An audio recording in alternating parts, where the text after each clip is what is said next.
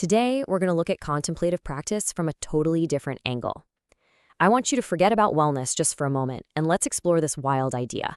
What if the mind can be transformed into a rigorous scientific instrument, one that's capable of investigating the very nature of consciousness itself? So let's just start right here. When you hear the word meditation, what's the first thing that pops into your head? Probably stress relief, right? A sense of calm? And yeah, that's the popular view. But what if feeling better is just a side effect of a much deeper process? What if the real point isn't just to feel good, but to know something fundamental? In this slide, this really highlights that crucial difference. Over on the left, you've got the stuff we all know, therapeutic benefits, getting some personal insight. But look at the right. This is a completely different ballgame. We're shifting from the therapeutic to the epistemic, which is really just a fancy way of saying a method for gaining knowledge. It's about turning those personal insights into reliable data, moving beyond just feeling better to actually seeing clearly.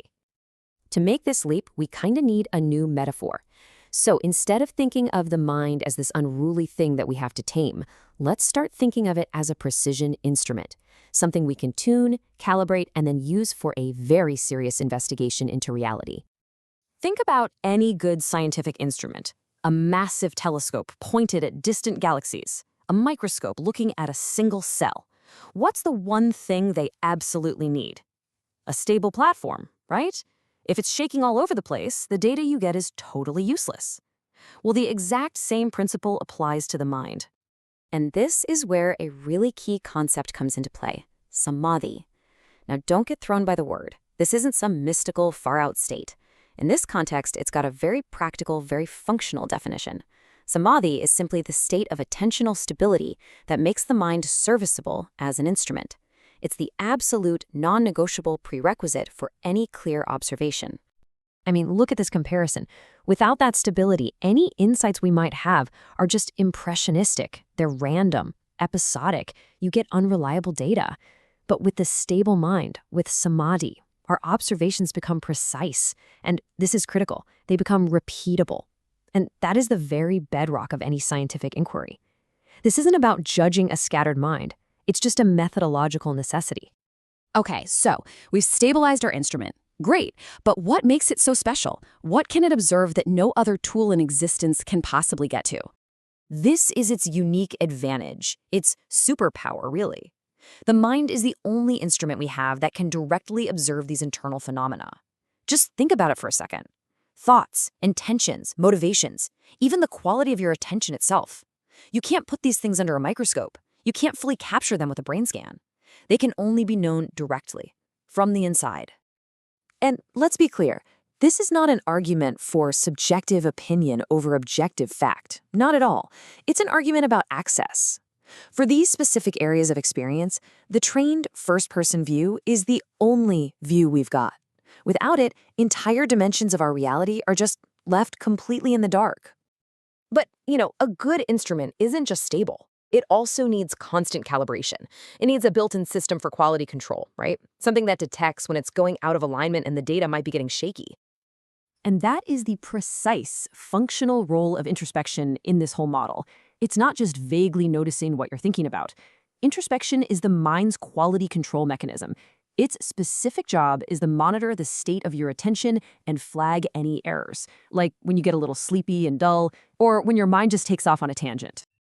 So here's how that works in real time. It's a loop. First, you focus your attention on something. Then, inevitably, it drifts. It gets distracted or it gets dull.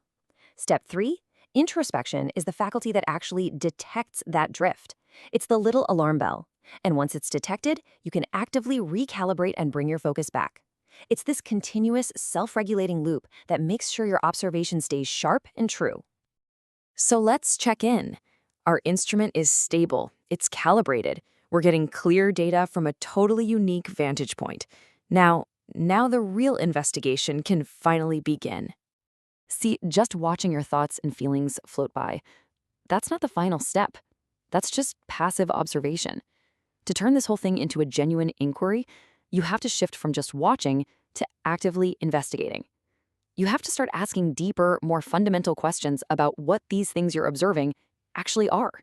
This instruction is really the heart of this analytic phase. Seek out your own mind. And it's not some poetic suggestion, it's a literal command. It means to investigate what you even mean by mind. Where is it? What's it made of? Does it even exist in the way you've always just assumed it does? This is where disciplined experiential analysis really takes over. And at this stage, you don't just blindly accept any model. Doesn't matter if it comes from neuroscience, philosophy, or some spiritual tradition. You treat them all as hypotheses, as ideas to be tested directly in the laboratory of your own experience, using your now stabilized, calibrated mind. Okay, so let's bring this all together. What are the specific standards that take this whole process from a feel-good exercise and turn it into a rigorous, legitimate method of knowing? Well, here they are. These are the non-negotiables. You need attentional stability to get clear data. You need introspective regulation for quality control. You need sustained repetition to make sure your findings are reliable and not just a one-off fluke. And finally, you need disciplined analysis to actually make sense of it all. Without these, a practice might feel good, it might be personally valuable, but it's just not a rigorous way of knowing.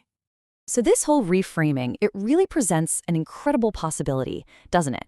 That your mind isn't just something to be managed for comfort, but that it can be a sophisticated instrument for discovery. And that leaves us with a pretty provocative question to chew on. If you were to truly calibrate your own mind as an instrument of inquiry, what do you think you would find?